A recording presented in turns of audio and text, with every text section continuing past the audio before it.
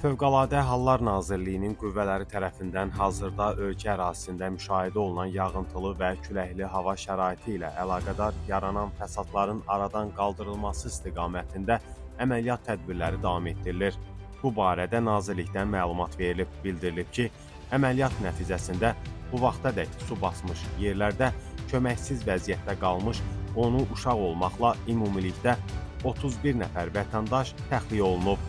Hazırda Bakı, Gəncə, Sumqayıt şəhərləri və Abşeron rayonu üzrə müxtəlif istiqamətlərdə su basmış ərazilərdən suyun çəkilərək kənarlaşdırılması, köməyə ehtiyacı olan vətəndaşların təxliyəsi və digər zəruri təhlükəsizlik tədbirlərinin görülməsi fasiləsiz olaraq davam etdirilir. Bundan əlavə, güclü küləyin təsirindən Bakı şəhəri Nəsimi rayonunda yerləşən çoxmərtəbəli yaşayış binasında mənzilin eyvanının hissələrinin qoparaq asılı vəziyyətdə qalması nəticəsində vətəndaşlar üçün yaranmış təhlükəli vəziyyətin Nazirliyin xilasediciləri tərəfindən operativ olaraq aradan qaldırılıb.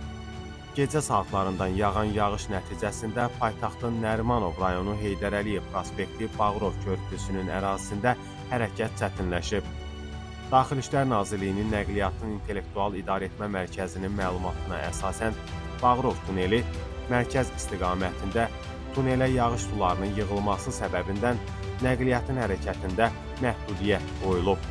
Hazırda polis əməkdaşları tərəfindən yol hərəkəti iştirakçılarının təhlükəsiz hərəkətinin təmin edilməsi üçün zəruri tədbirlər görülür.